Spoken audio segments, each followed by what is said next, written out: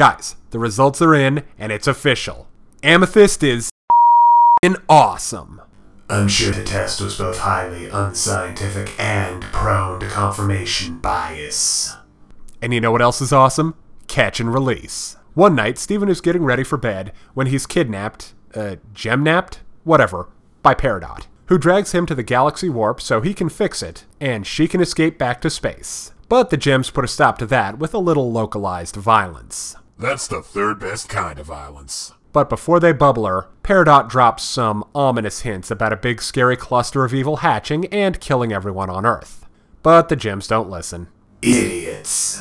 So like an hour later, Steven heads down to the containment room and frees Peridot, who's now belligerent, unhelpful, and short. Then, during her inevitable attempt at escape, she runs into the crystal gems, and long story short, she now lives in Steven's bathroom. Until Pearl figures out how to put a leash on her, that is. Alright, this episode is all kinds of great. Let's start with the comedy. Amethyst completely steals the show. She's in big sister mode, and her poking fun at Steven is both cute and a good example of their relationship. But her quips to and about Peridot are absolutely hilarious. Pearl also has some darn funny moments, especially when she's seriously considering putting Peridot on a leash. Now let's talk about the newest addition to Steven's roommate collection. Peridot actually has some great emotional moments in this episode that let her express feelings other than sarcastic contempt or extreme frustration. Like when she breaks down when she finds out that she's trapped on Earth, that was fantastic. But after she puts herself back together, she kinda comes off like a deranged squirrel. But that's still pretty funny, so cool. And there's some interesting stuff in her ramblings, especially her reference to a cluster and its impending hatching.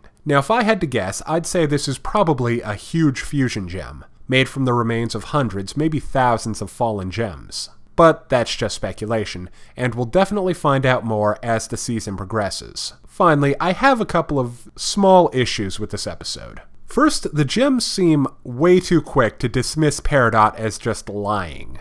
They kinda tend to do that a lot, like how they never tried to figure out who exactly was trapped in Lapis's mirror. Also, what's stopping Peridot from turning into like a fish or a snake or something and escaping down Steven's toilet? I mean, can't all gems shapeshift? But those tiny gripes aside, this is a great, great episode.